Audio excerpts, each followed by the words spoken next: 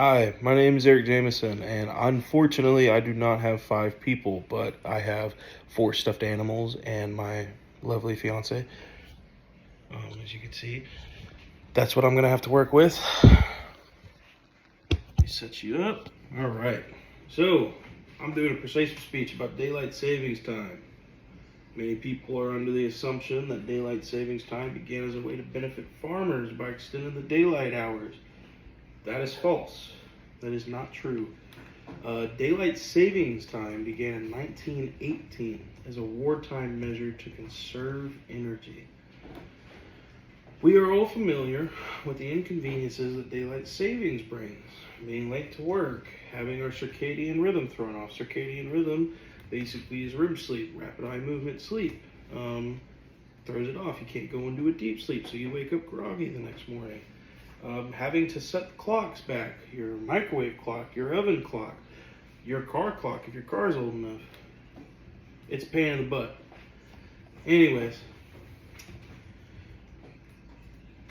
so Harvard states that the average person gets 40 minutes less sleep on the Monday after daylight savings time compared to other nights of the year. I feel like 40 minutes, if you're mid-sleep, is pretty detrimental. That's like you're asleep for 4 hours, you wake up for 40 minutes, and then you go back to sleep. There's no way you're going to be yourself the next day.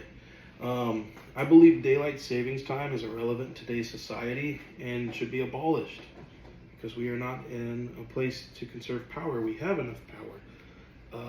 We're not in wartime in 1918. Daylight savings time throws off our body's natural circadian rhythm immensely and impacts us for days on end after the clocks change. The fact that your body is so used for so long of just sleeping, your 8 hours, and then all of a sudden you're losing 40 minutes of sleep. So your body's got to get used to 7 hours and 20 minutes of sleep. Dr. Scheiser at Harvard University conducted a study revealed disrupted sleep can cause people to feel fatigued, groggy, and less focused. Also irritable. We'll get irritable if we don't have enough sleep. This may explain the 6% raise in car accidents following the spring change, according to 2020 study in the journal Current Biology. People probably falling asleep at the wheel, maybe just not themselves. Our circadian rhythm being impacted not only affects our quality and quantity of sleep, but also our moods and hormone production in the brain. Salone states less morning light can decrease levels of hormone serotonin. Basically, serotonin is the drug that your brain creates to make you happy. The sun has a big play in that. You seeing light naturally makes people happy. That's where the feeling of being afraid of the dark. That's where that saying comes in.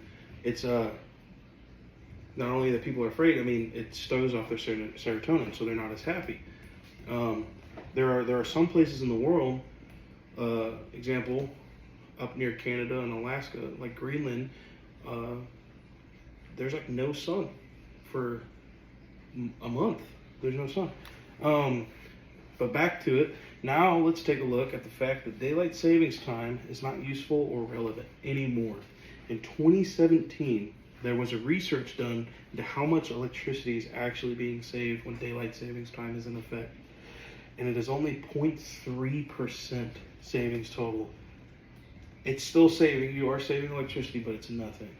And it's just proof that we don't need this anymore. This is just a big waste of time.